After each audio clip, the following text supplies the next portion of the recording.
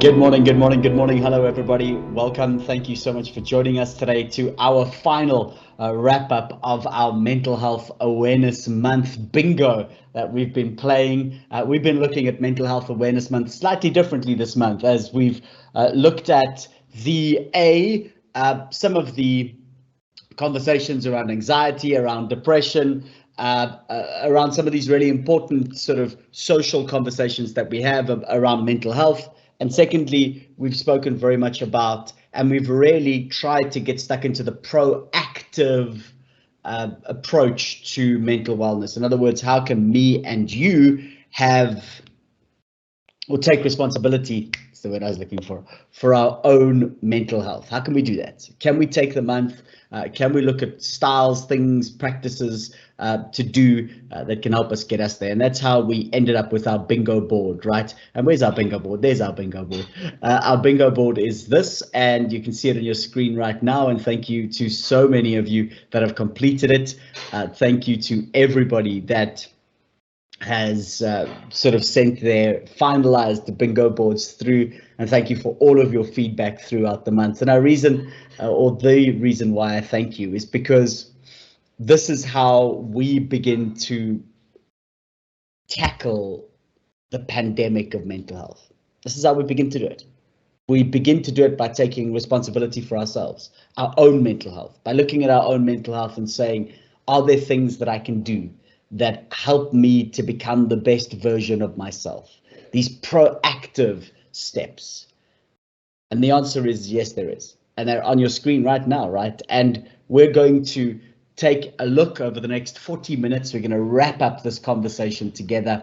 And then finally, we are going to name and we are going to laud our winners. We do have 4 winners from the Namibian region. And so we are going to give them a big shout out today, and we're going to congratulate them on completing their boards, and we're going to celebrate them and celebrate the rest of Mental Health Awareness Month. So once again, just a big thank you to everyone that has participated in our bingo style wellbeing challenge. I hope that it was of benefit to you.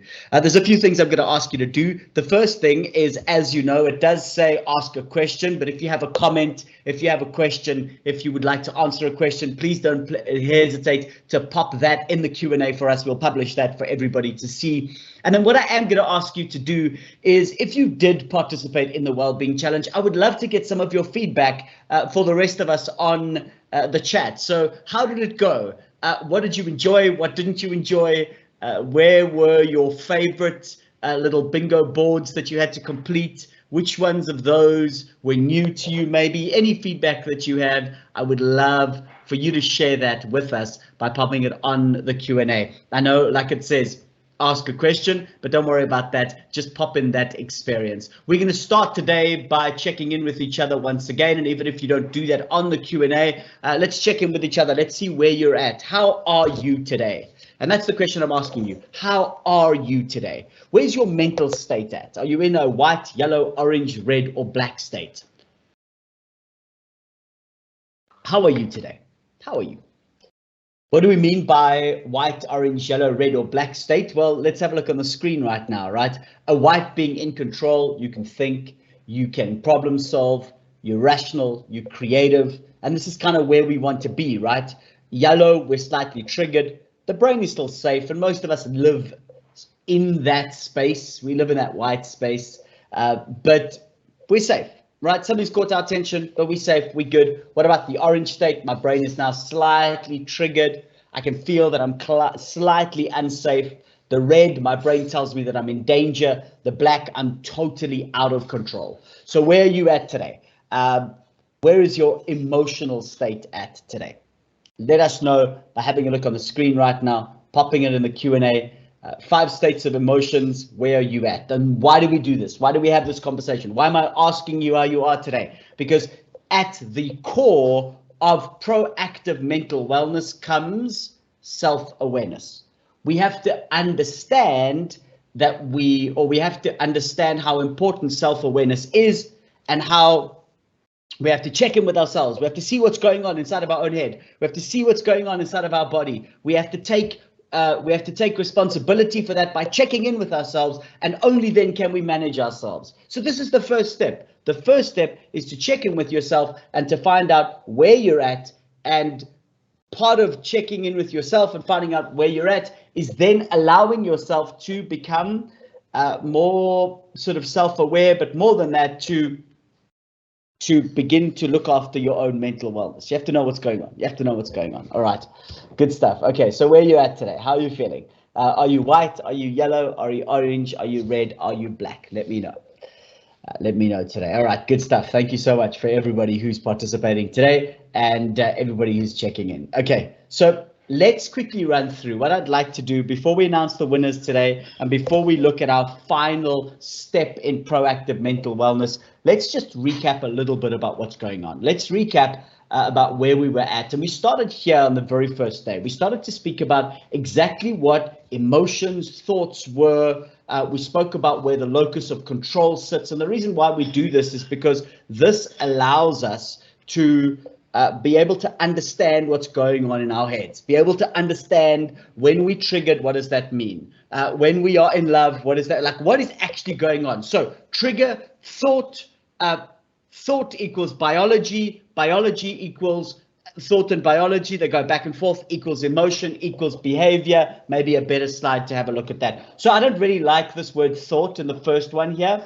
You can see where my cursor is right now. I don't quite like thought there. I kind of want to put sense perception and then / kind of thought. And the reason why I want to do that is because it's not always, specifically when it's an external trigger, a thought about the particular thing that gets the biology moving, because it's kind of subconscious. So what happens to us is that we see a lion, and before you even realize that you have seen the lion, or let me rephrase that, before you've even thought about the lion, your body is already biologically reacting to the threat. And it happens like this. It happens almost instantaneously when the ear sense perception, the eye sense perception thinks that it sees a lion, thinks that it hears a lion. It's already getting you ready to fight or flight. Because if you had to sit down, think about it, analyze it logically, write out, could it be a lion, could it be a lion, is it definitely a lion, isn't it a lion, you would have been eaten by then. So your sense perceptions and your brain works far quicker than you can ever imagine. Your brain is so quick at analyzing the information that it's getting and moving you into that fight or flight mode or into that freeze mode before you even realize that, yes, it is a lion or it isn't a lion. You're already in a biological response. However, the reason why we put thought there is because it's not only an external trigger that pushes you into fight or flight. It's also an internal trigger. So it's also your internal thoughts, your internal conversations that you have with yourself can also push you into that. So that's kind of why I have the word thoughts there. I mean, I wonder if I should. Sorry, I don't know why I did that. Hold on, give me 1 second. I wonder if and you can watch me do this. I wonder if I should actually write here sense perceptions and thoughts, right? So sense perceptions and thoughts. I think that's better, right? That makes more sense to me. So once we have this sense perception about this particular thing that we've seen or that we've heard, and then obviously we have the biology, and then we have the thought about the biology. And we spoke about this the first conversation we had. What do we mean by thought around the biology? So you are now interpreting the body's biology. So you're giving words to the heart beating quickly, you're giving words to the butterflies in your stomach, you're giving words or you're giving thoughts to how the body is feeling, and that's an emotion. And the emotion then equals usually our behavior. And we spoke very much on the first day about the only thing we can control, and that's our behavior. Right? So the only thing we can control as humans is our behavior. And that's very important to understand, because we can influence the emotion, we can influence the biology, we can influence the thought, but behavior is king. And this is very true for proactive mental health. When we're looking after our mental health, we must understand that behavior is king. You're not going to think yourself out of feeling sad, feeling unhappy. Prolonged experiences of sadness, prolonged experiences of grief, prolonged experiences of loss equal depression, you're not going to think yourself out of that. You're not going to think yourself out of anxiety, specifically acute anxiety when it's happening here and now, or fear when it's happening now, anxiety about something in the future, or phobia about something irrational. You're not going to think yourself out of that. Part of what you must understand is to rewire the brain. We have to rewire the core beliefs about ourselves, and we have to rewire the brain through behavior. So behavior is king. And that's the reason why the very first conversation me and you had is the coin theory. Remember the coin theory? For those of you that didn't get the coin theory, pretty simply, it says to us that we have 100 coins in the morning and we spend our coins on things that are practical or physical, intellectual, and emotional. In other words, we spend our coins on our thoughts, our emotions, and our actions. And what we have to begin to realize that they are finite. In other words, they run out. And we spoke about how if behavior is king, we must understand that there are two types of things we should be or shouldn't be spending our coins on. So in other words, what should we spend our coins on, or what shouldn't we spend our coins on? Well, we spoke first about what we shouldn't spend our coins on. And we spoke a little bit about eshes. And what are eshes? Well, eshes are anything that doesn't make sense to us. Eshes are things that don't have answers to us. Eshes are things we don't have control over. And eshes are things that add no value to our life. And we spoke about how important it is to remember not to, behavior is king, spend our coins on these four things. Okay, so what should we spend our coins on? Well, the answer is pretty much anything that has a return of investment. In other words, anything that is of value to us. How do we know it's valuable to us? Well, value can only be assessed in the context of the end goal. And this is really what we're going to speak about today. So we're going to speak about, okay, cool. If we then have to look at our behavior and say to ourselves, we need to spend the limited amount of coins we have on things that have value to us and that bring us closer to our goals, vision, and ultimately our end goal, then what are these things that have value to us? What are these things that have value to us? So these statements on the screen right now are very important to us, right? Is that adults base their behavior on goals, visions, and blueprints. Children base their behaviors on feelings. Children base their behaviors on emotions, you know, and we know this because if you ask a child, would you like a chocolate at 2 in the morning, 3 in the morning, 6 in the morning, first thing in the morning, you ask a child at any time, do they want chocolate? Do they want lots of chocolate? The answer is always yes. Okay, why? Because chocolate tastes good, feels good, makes me feel good, right? But we as adults know that maybe chocolate first thing in the morning is not so good for us. How do we know that? Because we understand where we want to end up. We understand that we want a healthy body. We understand that we want a healthy mind. We understand that we want healthy teeth. Right, so what we do is we don't shove our face with chocolate at 6 in the morning, even though it tastes good, even though it feels good, even though that's kind of a good feeling that we have about chocolate. Chocolate feels good, chocolate tastes good, and however, we base our behavior not on the fact that chocolate tastes good. We base our behavior on goals, visions, and blueprints, and those goals and those visions are to be healthy and to have good teeth, for example, just as an example, a small example. So this is the difference between an adult and a child. An adult bases their behavior off those goals, off those visions, and off those blueprints. So we spoke very much about having these coins and then investing them in the right places. And that's what you've done this month. So if we go and we look back at the bingo board and we say to ourselves, okay, cool, and let's go to the bingo board for a moment. If we go back to that bingo board, say to ourselves, okay, cool, there it is. Have a look on the screen there, investing in eating a healthy lunch, investing in practicing 5 minutes of mindfulness, investing in giving a colleague a shout out, investing in going to dinner with family and friends, investing in trying a yoga or a Tai Chi class. So the moment we invest in those things, we can begin to see that we are investing in the right things, because all of those are going to lead us to a goal that says to us we are going to be mentally healthier. So that's why the bingo board was so effective. And technically it was broken up into 3 spheres. It was broken up into 3 things. It was broken up into biology, social, and psychology. So we have a limited amount of coins, spend them on biology, in other words, diet, exercise, sleep. Social, spend them on our relationships, forging new and good relationships, forging pursuing and making sure that our old relationships were of value and continue to be valuable to us and to those around us. And finally, we looked at our psychology, right? We looked at doing mindfulness for a moment. We looked at looking after our psychology. So that's what the board did.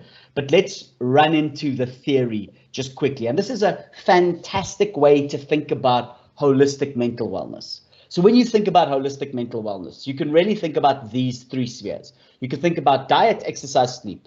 You can think about work, so in other words, career and finance. You can think about how you play and how you show up in the world in a fun way through self-development and through your hobbies. And you can think about love. And by love, we mean all of your relationships. In other words, a social connection. And then we can think about, when we think about proactive mental wellness, we can think about our life purpose. We can think about our meaningful actions, and we can think about our contribution to the world, or what the Greeks call your logos, right? Your telos or your logos. And these are very important, these three layers of holistic mental wellness. Now, what we're going to look at today is I'm going to give you a really simple way to look at these three layers through a different kind of lens today. And why? Because what I want to do is I want to leave you with, okay, cool, what am I investing my coins in? What am I investing my coins in? And I'm going to give you a blueprint. I'm going to give you a way to have a look at this and to hopefully help yourself begin to define that blueprint, or help you begin to define that blueprint. So why am I speaking about a blueprint? Because go back to this slide. Adults base their behavior on a blueprint. They base their behavior on a framework. It's a framework that says to us, okay, cool, I'm going to focus on these three spheres of my life. I'm going to focus on these three layers. I'm going to focus on the 8 anchors and 6 sub anchors. Let's go through them step by step. So the 8 anchors are career and finance, family, friends, romantic relationships, diet, exercise, sleep. Those are the 8 unconditional anchors. Those are the priorities. Then we have 6 sub anchors, and the 6 sub anchors are your religion or your spirituality, your hobbies, so in other words, your art, your culture, your sport, your fun, your self-development, relaxation, feel good now, and your physical environment. In other words, the home that you live in. So these 8 anchors are the non-negotiable anchors, and the 6 anchors can be negotiable. And by the way, you can move some of these things into the other things. So if you feel like religion being a very, very important part of your makeup, then you might want to move it into your anchors. However, there is a reason why these are non-negotiable anchors and the other ones are sub-anchors. And I'm going to show you that in a moment, but let's give you a better picture of what those could look like. So here's a nice picture of what that looks like, right? So we've got the 8 anchors again. Career, finance, family, friend, romantic, diet, exercise, sleep. And then we've got the 6 sub-anchors. We've got our religion and our spirituality. We've got our hobbies, our self-development, our relaxation, our feel-good now, and our physical environment. So the reason why we've now broken these things up into 2 lists, and we've broken them up into lists, is because this is going to help us to begin to decide what we're going to spend our coins on. So if we've got a limited amount of coins every day, these limited amount of coins, we need to spend them on something, right? And so do we have a blueprint? Do we have a framework? Do we have something that can help us to be able to decide where we spend our coins? Well, we know what we shouldn't spend our coins on. And what's that? Well, those are issues, right? We shouldn't spend our coins on things that don't make sense to us, something that has no answer to us, and something we have no control over. What we should spend our coins on are things that add value to our lives. What do we know what adds value to our life? Well, we know science says to us that here are a list of things that when we really invest in them, they do add value to our lives. Here they are. Here they are. Right? These are the things. And I want you to, as we go through this, now imagine that what we're doing is we're putting together a blueprint for these things, right? A blueprint, a framework, a thing that we can rely on, that we can have a look at and say, okay, cool. This thing is going to help me. This is a roadmap. This is a roadmap. This is the thing that's going to move me towards my dreams, my goals, whatever it is. So, and I want to use the analogy of a Lego set. So a Lego set's a really interesting thing. This Lego set has 5,923 pieces. And this Lego set says that only 60-year-old plus can build them. It's an expert level set. And this set I bought for my nephew when he was 7 years old. So I bought this exact set for him when he was 7 years old. And it took him about a month, but he built it on his own. He was only 7 years old. He wasn't 16 years old. He's not a genius child. He's just a lacquer guy. And it literally took him a month, I suppose. 7 years old, he could build this. He could build the Taj Mahal out of Lego. Why can he build the Taj Mahal out of Lego? He can build it because the framework, the blueprint, the roadmap is brilliant. Literally, piece by piece, they teach you how to build this thing. And literally a 7-year-old that can read, and by the way, you don't even have to read, you have to look at the pictures, but literally a 7-year-old that can read, that can look at the pictures, he can build this thing on his own. And the reason why he can do that is because the blueprint is so good. His framework is so good. The roadmap is so good. How do you get from point A of having no Taj Mahal and only 5,923 pieces to a Taj Mahal? Well, let me teach you how to do that. That's what Lego says to us. Let me teach you how to do that. And how does it do that? It starts first with the vision. Here's the vision. The vision is on your screen right now. The vision is here. This is what the vision is. The vision is here, and then it says to you, number one, take the little bags and throw them onto your desk. Then take bag number one and throw that onto your desk. Then build it. Then take bag number two, throw that onto your desk and build it. So it gives you, first of all, the big picture, the dream, the vision, the end goal. Gives you the end goal. You know, very often someone would come to me and say to me, not very often, listen to me. If someone came to me and said to me, hey, Grant, do you think I should fly or do you think I should drive? I would say, well, where are you going? Right? I can't tell you the value of if you're using a flight or using a car if I don't know where you're going. So if you're going to Paris, then obviously a flight is the correct one, the correct answer. If you're going to Swakopmund from wherever you are 100 k's out, then I'd say, well, the car is the correct answer. But I have to know your end goal, right? I have to know your end goal. I have to know where you want to end up. So we can assess what we're spending our coins on only by knowing where we want to end up. We have to know where we want to end up. So I can assess my 7-year-old's behavior of building the Lego set by what he's building. In other words, what's the dream? What's the end goal of this particular thing? And this is the same with our lives. And then what Lego does is it then has these goals. Packet 1, 2, and 3 going to build that. Packet 4 going to build that. Packet 5, 6, 7, and 8, 9, 10, 11, 12, 13, 14. And technically, when you look on the screen right now, you can see those are the long-term goals. These are the mid-term goals, and these are the short-term goals. So the short-term goals is packet 1, 2, and 3. The midterm goals, 4, 5, 6, 7, 8, 9, 10. The long-term goals, 11, 12, 13, 14. But again, it breaks it up into these particular goals. And then what it does is it literally gives you step by step how you build the Lego set. So you take packet number 1, you open it up, you throw it on your desk. And in packet 1, it's got 2 of these blue ones, it's got 2 of these ones, it's got 2 of those ones, it's got 1 of that, it's got 4 of these, it's got 2 of these, and it's got 20 of these. And then look what it does. It literally shows you, take the blue, put them next to each other. It then says, take the 4 black and put them on line 1, 2, 3, 4, 5. So he counts 1, 2, 3, 4, 5, and he puts the black down. Then it says, take 20 of these things and put them over here. Go back. Take 20 of these things and put them over here, right? On block 1, 2, 3, and 4. And go put them down and go put them down. Then take those 2 long ones and put them over there. And I know I'm being rather prescriptive here, but see what's happening is there are daily strategies. They're step-by-step things that you do to build this. And so really, if you kind of picture what Lego are doing, Lego are giving you a vision, a goal, and a strategy.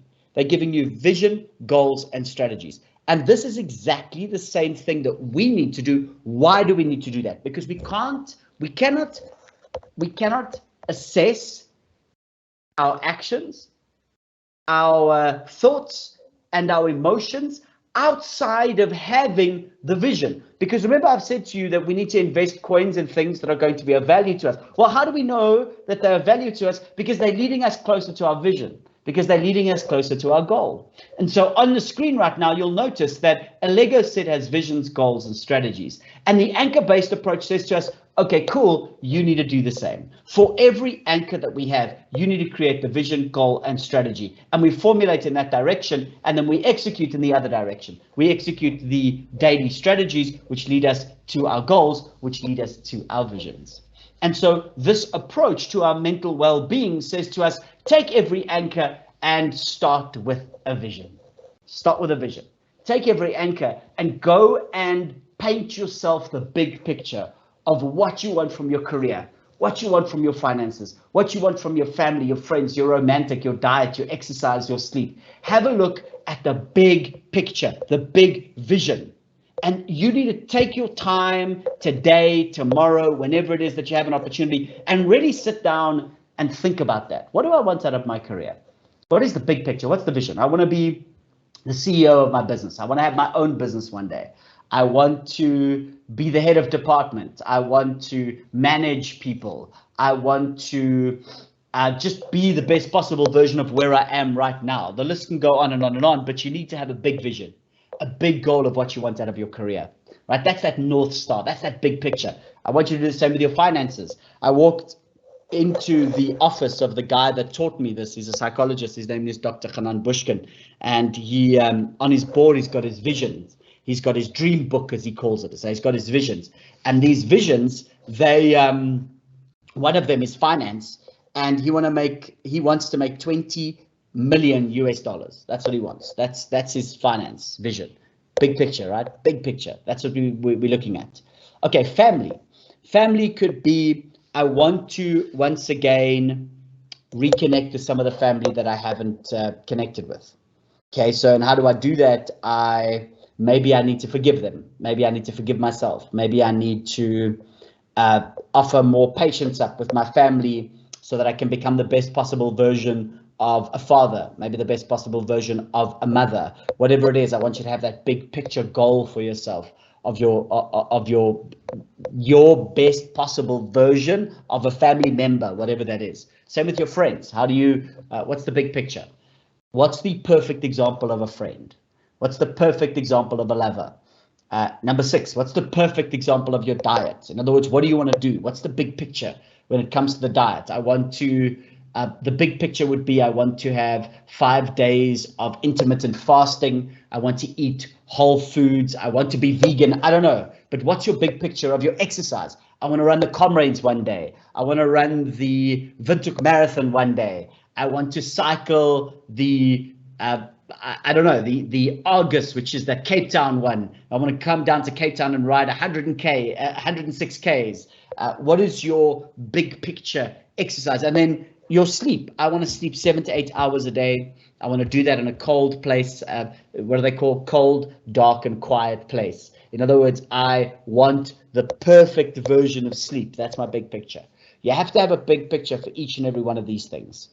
And then, by the way, when you reach those big pictures, you're going to reframe them. You're going to revision them. So when you've reached your dream, you're going to revision those dreams. And just as for interest's sake, very often what happens with sports people who have this big dream of becoming world champion or something, and you can go and look at, there's a documentary about a South African swimmer. His name is Chad Leclerc. You can go look at boxers and fighters like, what's his name? Tom Fury. He's a heavyweight boxer who became depressed after he became the world champion. Chad Leclerc became, he had a gambling addiction after he won the gold medal in the Olympics. And part of that is because they don't reassess their goals. So they've reached their goals, they've reached their big visions and their dreams, and now they're like, okay, now what, right? So it's very important to reassess them continuously. Even though you've reached them, you need to then decide what's next. What are we then going to do? So if you've retired, for example, what does your this career goal look like, right? Do you have one? What does your financial goal look like? Again, family, friends, romantic. So reassessing your goals, very, very important. Reassessing your visions. So once you have drawn up these big picture visions for yourself, you're then going to go and assess those based on where you're currently at. And how do we assess that? We have a look at how much we're investing in each of them. So how much am I investing in that big dream? And I rate myself out of 10. So career, maybe I really have sort of worked hard at setting myself up over the last week. I can assess that and I can go, okay, cool. I'll give myself like career, I'm on the path, I'm looking good, 7 out of 10. Finances, I'm not looking good, 1 out of 10. Family, 10 out of 10. Friends, 9.5 out of 10. Romantic, I haven't really been working on my romantic relationships. I'll give myself 1. My diet's been a mess over the last week. I'll give myself 1. Exercise have been good, 9.5. And my sleep's been terrible over the last week, so I'm going to give myself 3. And once you've done that, what you can then begin to do is look at all of those under 5. And then what we're going to do with those under 5 is we're going to draw midterm goals, long-term goals, short-term goals, and strategies to get these back up to 8s or 9s out of 10s. So it starts with painting a big picture vision for yourself. The next step is to analyze where we're at according to that big picture vision. And then what we will do is we will take a look at those under 5, and we will draw the goals, the strategies, etc. And then what we'll do is we will also begin to draw strategies for the sub anchors. So the sub anchors don't necessarily need big goals. And the reason why we say that is because you don't need a big goal for relaxation. All right, you don't need a big goal for feel good now. You just need to know that you're doing it, that you are looking after yourself and you're giving yourself the opportunity to enjoy the arts, the culture, the sport, that you have daily strategies for those, that you're looking after your physical environment, that you're looking after your feel good now, having your coffee, having a chocolate every now and again, that you're still developing yourself, that you are looking after your religion and your spirituality. These are very, very important. So you'll have little strategies for these. And then what you're going to do is you're going to execute on your strategies. So you're going to constantly check in and calibrate using 2 types of sets of feedback. Feedback from other people that you trust and goals that are measurable. So make sure that your goals are measurable. So if we go back for a moment, back to this slide over here where we've got our vision, our goals, and our strategies. Okay, so let's look at finance. So finance, what we want to do is, let's say we want to have 20 million Namibian dollars in assets within the next 10 years or whatever it is. Okay, big goal, big vision, big goal. And then we break it down into how we can save money every day, how we can invest every day. So we've got to have these daily strategies that we check in, and they need to be measurable, because when we now go, we need to say, okay, I want to invest in midterm goal. Then is, if I need 20 million in 10 years, I need 10 in 5 years. I need 2 in 2.5 years. Okay, cool. How am I going to do that? That's my midterm goal. I have to invest 1 million every year, or 2 million, whatever it is, every year. And then I need to break that up into 100,000 every month. So that's what I need to invest. That's how my portfolio needs to grow. That means that every week, etc., right? You get what I'm saying. By the way, that's a lot of money. Good on you. You do it. So these strategies need to then have daily actions. You need to check in with your goals, and you need to track those once a week. And remember, don't trust your feelings, trust the framework. Okay, daily strategies for looking after your mental health using your anchors. And we can really begin to create the anchors as the dashboard for our lives.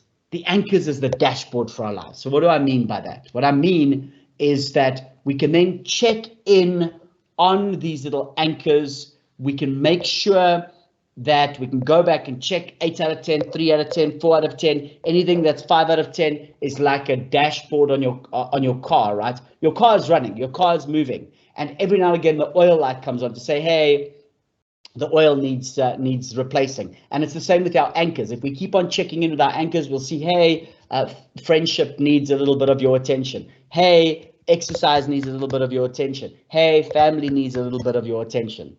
Okay, so use the anchors then as a dashboard to measure where you're at. Are you moving forward? Are you moving towards your goals, your visions, your strategies? Are you executing on your strategies? Are you using these frameworks for your mental wellness? Okay, and let's then wrap that up. The reason why we're doing that is because that's what we spend our coins on, right? The value of an action can only be assessed within the context of a goal. Is this action valuable? Well, does it lead me closer or further away from my vision and my goal for my anchors, right? That's it. And so hopefully this has given us a framework. This has given us a way of which we can focus on these layers. Focus on diet, exercise, sleep, our relationships, our work, our play, our life purpose, our meaning, our action, our contributions. And how do we do that? Well, we have a look at all of our actions and we say, are they leading me closer or further away from my goal? My goal in my career, my goal in my finances, my goal in my family, my big vision, my dream for my romantic relationship, my dream for my diet, my dream for my exercise and sleep. Is it leading me closer to executing and making sure that I am focused on my religion, my hobbies, my self-development, my relaxation, my feel good now, and my physical environment? And friends, part of the reason why is because that's a life worth living. That's a life worth living.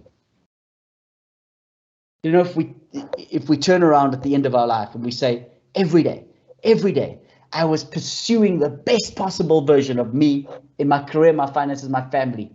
I was trying to be the best possible version of me for my daughter, for my husband, for my wife, for my friends.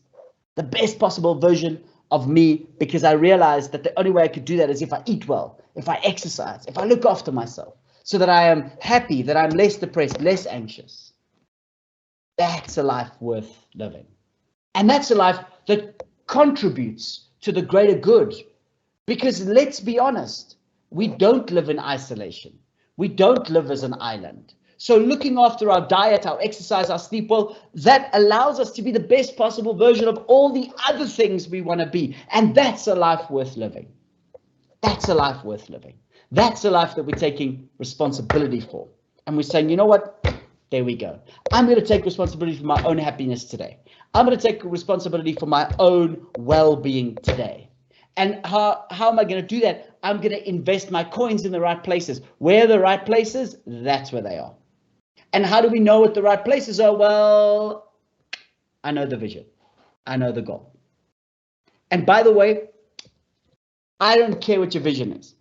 I don't care what that goal is, as long as you have one. As long as you have one. And then we can assess if my actions, my thoughts, my emotions are valuable within the context of that goal. Good stuff. Fantastic. All right, friends. So that's our wrap up for today. And before we end off, I want to just give a big shout out to our four winners. And in no random or in random order, they are Irene Nanusis. Irene Nanusis, congratulations. You have completed your bingo board and you are a winner. Big round of applause to you. You've won yourself a fantastic hamper that we'll be sending to you with a whole bunch of really exciting goodies. So congratulations, Irene. Congratulations, Elena Kadhila. Congratulations to you for doing a fantastic job with your board as well. You got so close to completing it. We're so proud of you. Thank you so much. And yeah, congratulations to you. We're going to send you that little hamper as well. And then a massive shout out to our next winner, Antonio Ashipala. Antonio Ashipala from Standard Bank. Congratulations, Antonio. Completed all 25 of our bingo board activities, 25 of them. Congratulations, Antonio Ashipala. What a fantastic job you've did. And finally, our last winner from the random draw of those that did not quite complete the boards, but did start actioning on them, is Narisha Solomons. Narisha Solomons, congratulations to you. I hope that you can complete the board. I hope that you will continue looking after your mental wellness. Well done, Narisha. So a massive shout out to Irene, to Alina, to Narisha, and to Antonio for doing a fantastic job in looking after your mental wellness. And let's type those down quickly and give you those names. So congratulations. I am putting them on the Q&A right now. You can go and see your name over there. Irene, congratulations to Alina. Congratulations to Narisha. And a big congratulations to Antonia for getting stuck into your board. You are our 4 winners in our Mental Health Awareness Month Bingo Challenge. A massive shout out to each and every one of you. Well done. All right, friends, thank you. I hope that was of value to you, and I hope that you will go and you will draw on your visions, your goals, and your strategies, and I hope that you will execute those daily to live the best possible version of your life. Okay, we're done for today. Thank you so much. Look after yourselves. See you pretty soon. Bye-bye, everyone.